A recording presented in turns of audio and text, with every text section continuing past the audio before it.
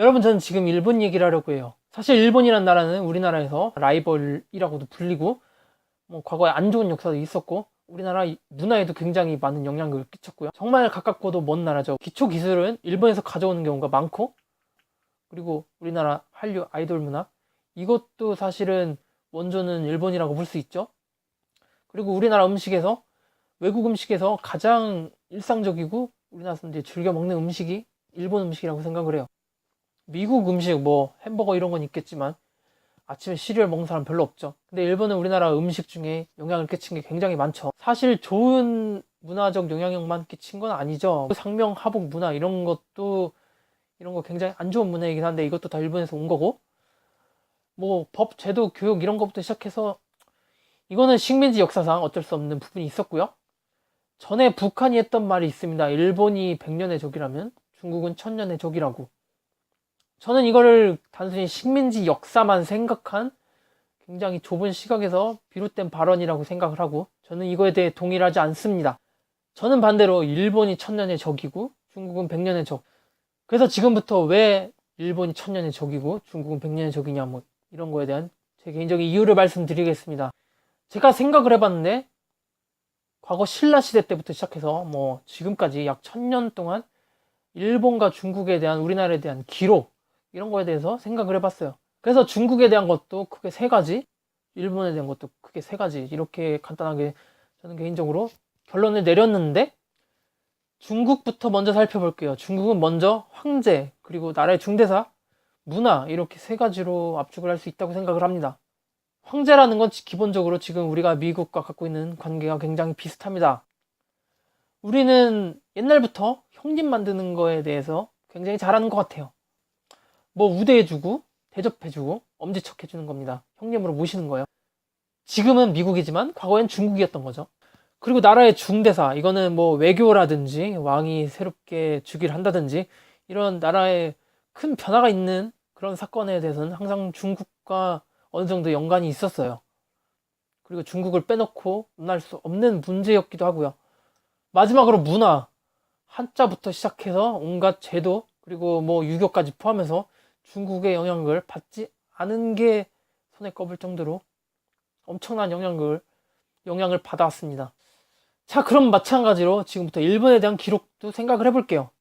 첫 번째로 왜구, 두 번째로 임진왜란, 세 번째로 식민지 역사. 아니, 이게 무슨 좀 편협한 거 아니냐. 중국은 황제 이렇게 너무 긍정적인 것만 표현을 하고, 일본은 굉장히 부정적인 것만 표현을 했다, 이렇게 생각을 하실 분도 있을 수도 있어요. 사실 우리나라에 중국이 침략한 적도 많이 있어요. 수나라, 당나라, 원나라, 청나라 이렇게 몇 번 있었죠. 근데 만약 우리나라가 중국이랑 아무런 교류도 없어요. 교류도 없는데 그 침략만이 우리나라와 중국의 유일한 직접적인 관계다, 그리고 영향력을 끼칠 수 있는 사건이었다, 이렇게 되었다면, 만약 그랬다면 중국에 대한 저의 견해로 원나라, 청나라, 수나라의 침입, 이렇게 세 개를 뽑았겠죠. 근데 그거에 비해서 중국이 우리나라에 대해 막대한 영향력, 긍정적인 영향을 끼친 게 너무나 많아요. 긍정적인 부분이라는 거는 단순히 조공을 10억을 해오면 30억으로 받아온다, 이런 직접적인 이득이 있는 부분뿐만 아니라, 우리나라가 예를 들어서 한자가 있음으로 인해서 우리나라가 새로운, 그러니까 더 좋은 문화를 받아들여서 독창적으로 문화를 더 발전시킬 수 있게 토양을 만들어줬다, 이런 부분에 있어서 그런 긍정적인 영향을 아예 부인할 수가 없어요. 그래서 그런 침략 역사, 원나라와 청나라 이런 침략 역사는 우리나라 한중 교류의 일부분이라고 생각할 수 있어요. 그래서 침략보다 더 영향력이 크고 중요했던 그런 부분을 세 가지로 뽑은 거고요. 근데 반대로 일본은, 저도 일본에 대한 좋은 기록을 살펴보고 싶은데, 임진왜란 전까지만 해도 우리나라는 일본을 굉장히 무시한 나라였죠. 일본은 거의 후진국이었어요. 우리나라가 문화를 전해줬으면 전해줬지, 그쪽에서 아무런 영향도 받을 수 없는 나라였어요. 그래서 우리나라가 기록한 의미 있는 기록은 그 세 가지라고 생각을 해요. 왜구, 임진왜란, 식민지. 신라시대 때부터 그런 기록이 존재를 하는데, 그때부터 왜구들은 우리나라 해안가에 와서 해적질을 했어요. 이렇게 역사가 깊으니까 이것만 봐도 일본은 우리나라의 천년의 적이 맞습니다. 그에 반면에 중국은 우리나라와 굉장히 잘 지내왔고, 최근에 들여서야 뭐 이념 전쟁 때문에 갈등이 생겨서 뭐 적으로 돌아선 그런 케이스라고 볼 수 있을 것 같아요. 중국은 항상 우리나라를 우호적으로 대해주는 편이었습니다. 우리나라가 하필 남쪽에 있어서 그렇죠. 사실 우리나라 현대 문화 중에서 중국에게 악영향을 받은 게 뭐가 있긴 한가요? 우리나라와 중국은 솔직히 문화적 교류가 사상전쟁 때문에 아예 없어가지고 문화적으로 아예 영향을 받은 게 없었다고 해도 무방할 것 같아요. 왜냐면 워낙 중국을 싫어하니까요. 영향을 받을 수도 없겠죠. 하지만 우리나라의 사회 곳곳에 일본의 잔재는 남아서 우리나라를 괴롭히고 있습니다. 일본이 처음에 우리나라를 침략을 하면서 문화를 말살을 해야 우리나라 혼이 죽는다고 했는데 진짜 그게 소름 돋게 맞는 말이에요. 우리나라 원래 옛날에 이렇진 않았을 거예요. 근데 뭐 상명하복 문화도 그렇고 굉장히 안 좋게 변질이 됐어요.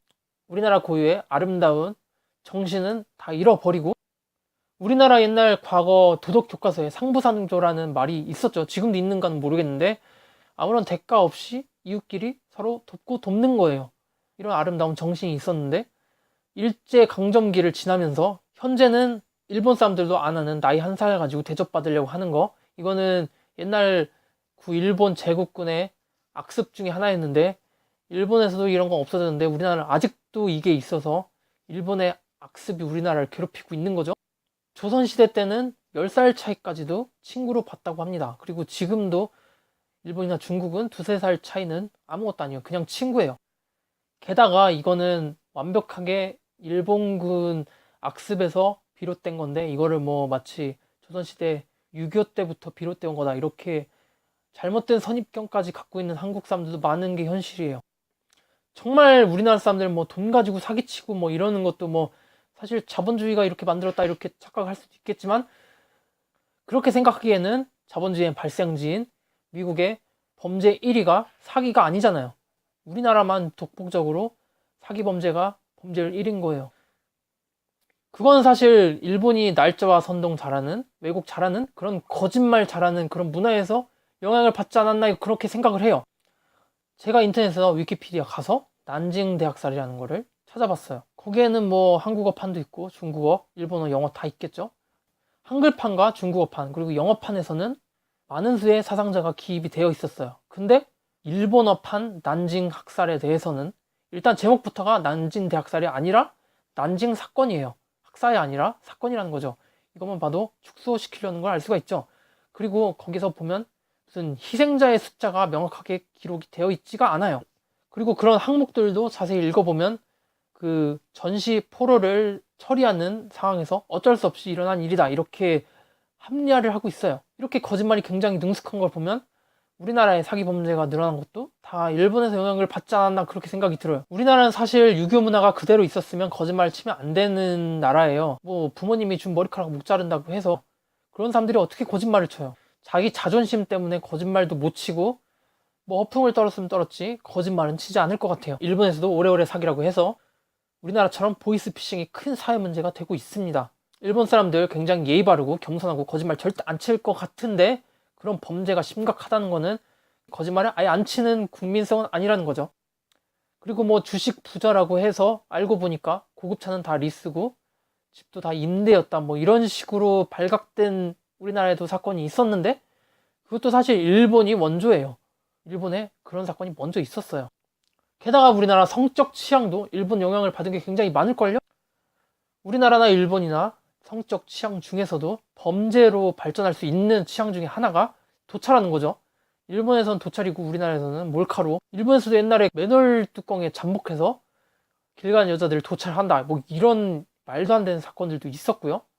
그리고 뭐 여자들 속옷을 어디서 훔쳐간다 이런 것도 원래는 일본에서만 나오는 사건이었는데 가끔 우리나라에도 뉴스에 뜨는 거 보면서 일본의 이상한 성적 취향이 우리나라에 굉장히 안 좋은 영향을 끼치고 있다 그 생각을 했어요.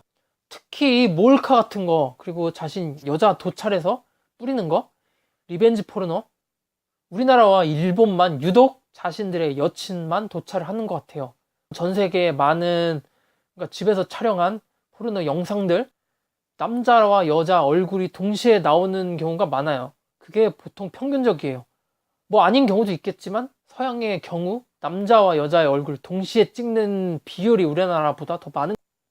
그러니까 이걸 보면 적어도 합의하에 찍었다는 느낌이 드는데, 그래도 뭐 여자가 손해이긴 하지만 우리나라는 남자 얼굴은 거의 나오지 않고 여자들의 몸만 일방적으로 나오는 영상이 굉장히 많아요. 뭐 유포를 했다는 부분에서 비난을 피하기 어려울 것 같지만 적어도 양쪽 얼굴이 다 나오는 부분에 그 부분이 훨씬 더 사람답고 덜 찌질하지 않나요? 남자도 유포를 할 거면 자기에 대한 리스크를 감수를 해야죠. 남자들은 왜 리스크를 감수를 안 하는 거죠? 아무튼 뭐 이런 나쁜 범죄적인 취향, 그리고 뭐 굳이 범죄는 아니지만 문화적으로도 굉장히 나쁜 영향을 끼친 것 중에 하나가, 저는 오타쿠 얘기를 하고 싶은데, 제가 뭐 이거 취미 자체를 욕하는 건 아니에요. 저는 이거 자체를 존중받아야 될 취미 중에 하나라고 생각을 합니다. 근데 문제는 그 취미 자체만 좋아하는 건 괜찮은데, 그거를 넘어서 애니메이션을 보는 걸 넘어서 그 오타쿠들과 생활 패턴, 그 인생까지 비슷해져 간다는 게 문제인 거죠. 뭐 집에서 숨어서 절대 안 나온다든지, 사회성이라는 게 인간 사회에서 살면서 없어서는 안 되는 중요한 덕목 중 하나인데, 이거를 뭐 무시를 하고 폄하를 하고 난 이런 게 필요 없다 이렇게 생각을 하는 가치관, 애니메이션 자체는 문제가 아니에요. 만약에 그것 때문에 사람들이 생활 패턴이나 가치관이 바뀌어 가고 있다면 그게 큰 문제인 거죠. 저는 뭐 김희철 씨라든지 데피콘 씨처럼 사회생활을 하면서 사회성이 있으면서 그냥 좋아하는 건 좋아하는 거대로 두고 그렇게 인간답게 살아갔으면 좋겠어요. 그러면 그건 좋은 오타쿠 중에 하나죠. 근데 대다수의 오타쿠들은 그렇게 될 수 없으니까 그게 정말 안타깝죠. 또 뭐 이런 식으로 얘기를 하면 나는 내 삶에 만족하는데 내 삶에 대해 이래라 저래라 하지 마라, 강요하지 마라, 이런 식으로 불편해 하실 것 같아서 여기까지 하겠습니다. 그리고 일본은 아이돌 문화도 굉장히 안 좋죠. 다행히 우리나라 와서 그 안 좋은 문화까지는 안 받아들인 것 같아서 굉장히 다행이에요. 그러니까 지금도 좋다고 볼 수 없겠지만 일본에 비교하면 굉장히 나은 것 같아요. 그리고 뭐 과로사 같은 거, 이것도 일본의 기업 문화를 우리나라가 굉장히 차용을 많이 했기 때문에 똑같이 발생하는 그런 패턴인 거죠. 저는 이렇게 일본에 안 좋을 수 있는 문화를 무비판적으로 수용하기보다는 정말 엄밀하게 검증하고 따져서 선별적으로 비판을 하면서 받아들였으면 좋겠습니다. 정말 일본 문화 받아들인 거 김대중 대통령이 받아들인 걸로 알고 있는데 다 안 좋은 영향을 끼친 건 아니겠지만, 우리가 비판적으로 바라보지 못해서 생긴 문제들, 이거에 대해서 지금이라도 늦지 않았으니까 비판적으로, 하여튼 뭐 일본에서 좋은 문화를 수입하면 좋겠는데, 뭐 일본 사람들 예의 바르고 겸손하고 그리고 착하고 이런 거를 받아들였으면 좋겠는데 이상한 것만 받아들였죠. 뭐 우리나라가 문화 쓰레기통도 아니고요. 정말 답답합니다. 문화는 여기까지 하고 또 정치적이나 외교적으로도 말씀드릴게요. 사실 요즘 일본이 우리나라가 바짝 추격해 오고 있는 입장에서 굉장히 불안감을 느껴서 혐한을 주요 정책으로 쓰고 있는 것 같은데, 그리고 자기들도 뭐 성장률이 굉장히 지체되고 있고 그게 어제 오늘 일이 아니고 몇십 년 동안 지속이 되고 있으니까 불안해서 그렇게 하고 있다는 것 자체는 이해를 해요. 가끔 보면 정말 일본이 외교적으로도 정치적으로 수준이 낮다는 걸 보여주기도 하는데, 뭐 초계기 갈등이 있었죠. 그건 사실 제가 생각하는데 일본이 굉장히 잘못된 계산에서 벌어진 사건이라고 생각을 해요. 우리나라가 옛날에 사드 갈등으로 중국에게 조금 고자세로 나왔다가 경제적 보복을 받고 조금 상황이 안 좋아지기도 했었죠. 일본이 그걸 본 거예요. 군사적으로 고자세로 나가면 우리나라는 반드시 피해를 볼 수밖에 없다. 왜냐하면 일본이 보복을 하면 되니까. 뭐 이런 식으로 생각을 한 것 같아요. 근데 그거 굉장히 결과적으로는 악수가 돼버렸죠. 우리나라는 일본에 대한 의존도가 그렇게 높지가 않아요. 그러니까 우리나라가 일본의 기술을 사주면서 손님이었으면 손님이었지, 우리나라가 일본의 물건을 팔면서 이득을 얻는 이 구조는 아니었다는 거죠. 그러니까 우리나라가 피해를 보려면 우리나라에서 일본에 파는 물건이 어마어마하고 그랬어야 되는데, 일본이 우리나라에 물건을 안 사준다고 하면 우리나라는 이렇게 말할 수 있죠. 그럼 사지 마. 이게 되는 나라예요. 반대로 일본이 그래, 나 우리 기초 기술들 너네들한테는 절대 안 팔어, 이렇게 말할 수도 있겠죠. 그런 식으로 위협을 할 수도 있겠죠. 그것도 굉장히 잘못된 계산이고, 그렇게 하면 오히려 악수가 될 수밖에 없는 게, 그렇게 되면 일본의 대외적 신뢰도가 떨어집니다. 국제적으로 비즈니스는 굉장히 중요한 문제인데 이런 군사적인 문제 때문에 비즈니스 관계를 망치는 국가다, 이런 이미지를 줄 수가 있어요. 그리고 그냥 따져보면 일본은 우리나라한테 물건을 파는 입장이에요. 그 기술도 나름의 물건이나 다름없는데 우리나라가 그 물건에 대한 로열티를 안 준다, 우리나라가 그 물건을 안 사준다, 그럼 일본의 입장에서도 손해잖아요. 그걸 굳이 할 이유가 없어요. 성장도 못하고 겨우 로열티 뭐 기술 이런 걸로 연명하고 있는데 그것도 안 판다, 그러면은 죽겠다는 거죠. 사실 우리나라 외교 정책 중에서 굉장히 지금 바꿔야 되는 것 중에 하나가, 우리나라는 일본과 중국, 러시아 뭐 이런 걸 다 같은 순위로 두고 그것보다 우선순위로 미국 뭐 이런 식으로 외교 전략을 짜는 경향이 있는 것 같아요. 그러니까 미국은 S급, 그리고 중국이나 일본, 러시아 이런 나라들이 A급, 이런 식의 외교 상대인 거죠.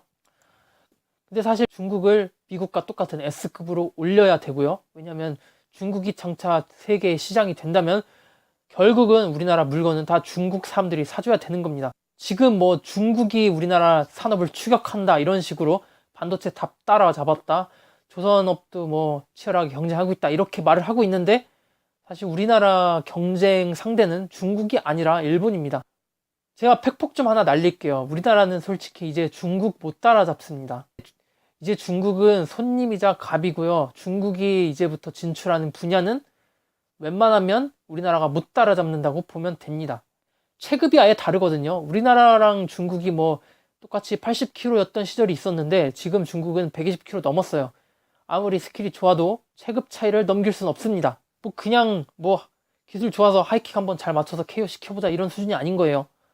그러니까 우리 입장에서 가장 합리적으로 경쟁할 수 있는 상대는, 그나마 한번 붙어서 파이트머니라도 벌어볼 수 있는 상대는 비슷한 체급의 일본입니다. 일본은 솔직히 우리나라가 비벼볼 수준이 돼요. 일본도 그걸 아니까 굉장히 날카로운 거고요. 대만이 옛날에 우리나라와 체급이 비슷할 때 우리나라에게 굉장히 신경이 날카로웠던 이유도 우리나라 체급이 비슷했으니까 그렇습니다. 지금은 아니고요. 사실 일본은 진짜 정말 과거에 중국 아니면 일본밖에 몰랐던 전 세계 사람들에게 정말 굉장히 꿀 빨면서 막대한 국력을 바탕으로 퍼뜨린 문화예요. 그에 반면에 우리나라는 정말 아는 사람 하나도 없고, 한국이 어디야? 한국이 뭐야? 심지어 아는 사람도 북한밖에 모르는 상황이었어요. 그렇게 정말 무존재 감에서 시작해서 돈치트 한 번도 안 치고 여기까지 올라온 거예요.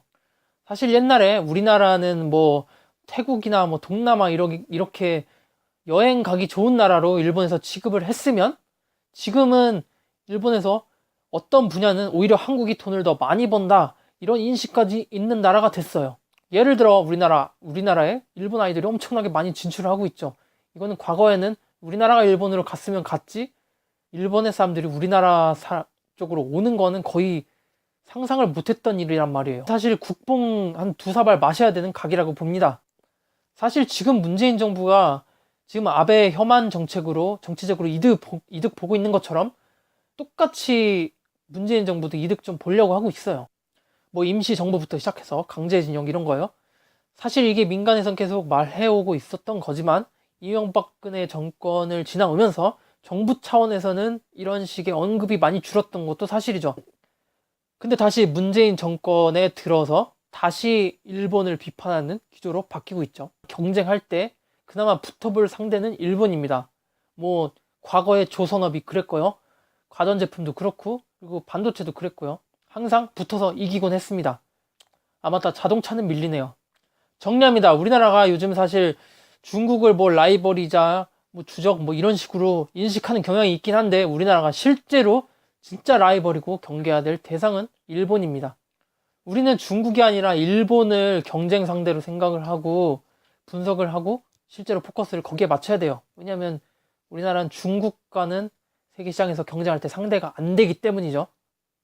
그리고 일본이 우리나라에 굉장히 안 좋은 영향을 끼친 게 많이 있습니다. 뭐 한 살 차이로 대접을 받으려고 한다든지, 아니면 이상한 성적 취향 같은 것들.